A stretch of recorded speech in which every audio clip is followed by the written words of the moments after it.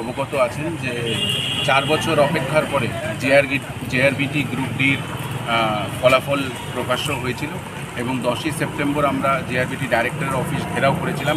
আমাদের দুটি শর্ত এবং ডিমান্ড ছিল, যার মধ্যে সবচেয়ে প্রথম ছিল যে ওয়েটিং লিস্ট যাতে তৈরি করা হয়। কারণ ওয়েটিং লিস্ট তৈরি করার জন্য আমরা এই জন্য বলছি যে অনেক ছেলেরা যারা গ্রুপ সিতেও পরীক্ষা দিয়েছে, গ্রুপ বিতেও পরীক্ষা দিয়েছে, তাদের গ্রুপ সিতে হয়ে গেছে, তারা আর এই গ্রুপ ডির পরীক্ষায় উত্তীর্ণ হবেন, চাকরিতে উত্তীর্ণ হবেন না।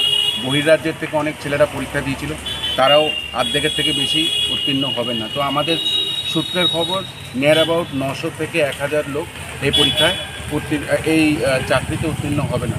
আবার সেই 1000 লোকের একটা ভ্যাকিউম রেডি হচ্ছে, তা যাতে না হয় আমরা একটা ওয়েটিং লিস্ট তৈরি করতে বলেছিলাম যে যারা ডিউ ডেটের মধ্যে জয়েন না করে, যারা ডিউ ডেটের মধ্যে এই চাকরিতে জয়েন না করে, নেক্সট 1000 যারা আছে বা যতগুলো রিপ্লেস করা যায় তাদেরকে যাতে চাকরিটা দিয়ে দেওয়া হয়। কারণ এরকম অনেক লোক আছে যারা আর চাকরির জন্য অ্যাপ্লাইও করতে পারবে না, তাদের বয়সের জন্য, তাদের বয়স পেরিয়ে যাচ্ছে, 45-এর উপরে চলে যাবে।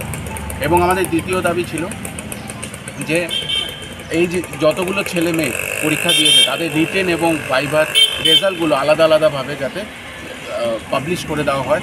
কারণ কেউই জানে না তারা রিটেনে কত পেয়েছে, কেউই জানে না তারা ভাইভাতে কত পেয়েছে। এবং আমরা 10 তারিখ যখন ডাইরেক্টর সাহেবের সঙ্গে কথা বলেছিলাম, উনি আশ্বাস দিয়েছিল যে উনি রেজাল্টটা 100% পাবলিশ করে দেবে এবং আমাদের যে প্রথম দাবি সেটা নিয়ে ওরা চর্চা করবে, ওদের বোর্ড অফ ডাইরেক্টরসরা বসবে। কিন্তু আমরা দেখছি তারা কুম্ভকর্ণের মতন ঘুমাচ্ছে, ওদের তরফ থেকে কোনো পদক্ষেপই নেওয়া হয়নি। তাই আমরা আজকে আবার ওনাকে একটা ডেপুটেশন দেবো, যেখানে আমরা সেই দুটো দাবি যেটা ত্রিপুরা প্রদেশ যুব কংগ্রেসের তরফ থেকে আমরা দিয়েছিলাম তা যাতে